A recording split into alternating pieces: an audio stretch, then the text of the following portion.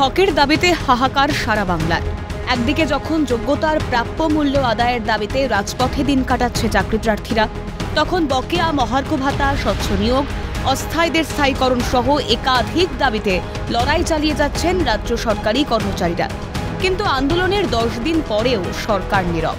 কিন্তু সময়ের হিসেবে অতিক্রান্ত আন্দোলনের 368 দিন। আন্দোলনের তালে তাল মিলিয়ে চলছে 3 আন্দোলনরত সরকারি কর্মচারীর লাগাতার অনশন। দীর্ঘ 214 ঘন্টা ধরে চলতে থাকা অনশন, প্রতিবাদের ভাষা, শরীরকে কি আর বোঝানো যায়? ফের প্রতিবাদে বাদ সাধল শরীর। অনশনরত অবস্থাতেই অসুস্থ হয়ে পড়লেন নদিয়ার আন্দোলনরত প্রাথমিক শিক্ষক সৈকত চ্যাটার্জি। দ্রুত এনআরএস হাসপাতালে নিয়ে যাওয়া হয় অসুস্থ সৈকত বাবুকে। যতদিন যাচ্ছে ততই বাড়ছে আন্দোলনের জেদ। আগামী দিনে আন্দোলন আরও তীব্র হবে, হুঁশিয়ারি রাজ্য সরকারি কর্মচারীদের।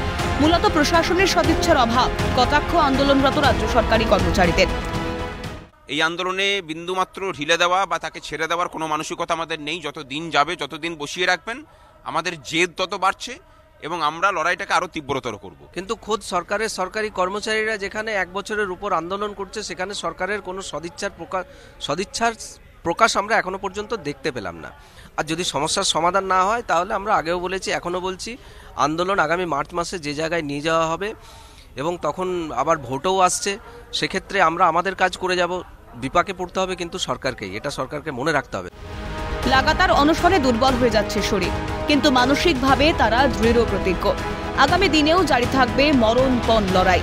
দৃপ্ত কণ্ঠে বার্তা দিলেন একজন অনশনরত সরকারি কর্মচারী। অনশন চলবে, অবস্থানও চলবে।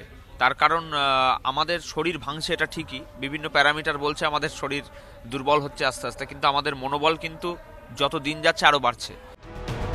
জারি রয়েছে বকেয়া মহার্ঘ ভাতা সহ স্বচ্ছ নিয়োগ এবং অস্থায়ীদের স্থায়ীকরণের দাবিতে দীর্ঘ 1 বছর ধরে চলতে থাকা নাছোড় আন্দোলন। কিন্তু মেলেনি কোনো রফাসূত্র।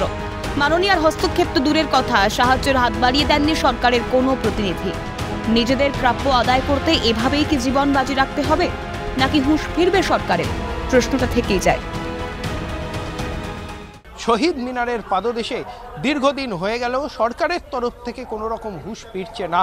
সেই কারণের জন্য তারা আগামী দিনে আরও বৃহত্তর আন্দোলনের হুঁশিয়ারি দিচ্ছেন। প্রয়োজন হলে রাজ্যের প্রত্যেকটি বাড়িতে গিয়ে তাদের যে বঞ্চনা, সেই বঞ্চনার কথাও কিন্তু তারা তুলে ধরবেন, এমনটাই হুঁশিয়ারি দিয়ে রাখছে সংগ্রামী যৌথ মঞ্চের আন্দোলনকারীরা।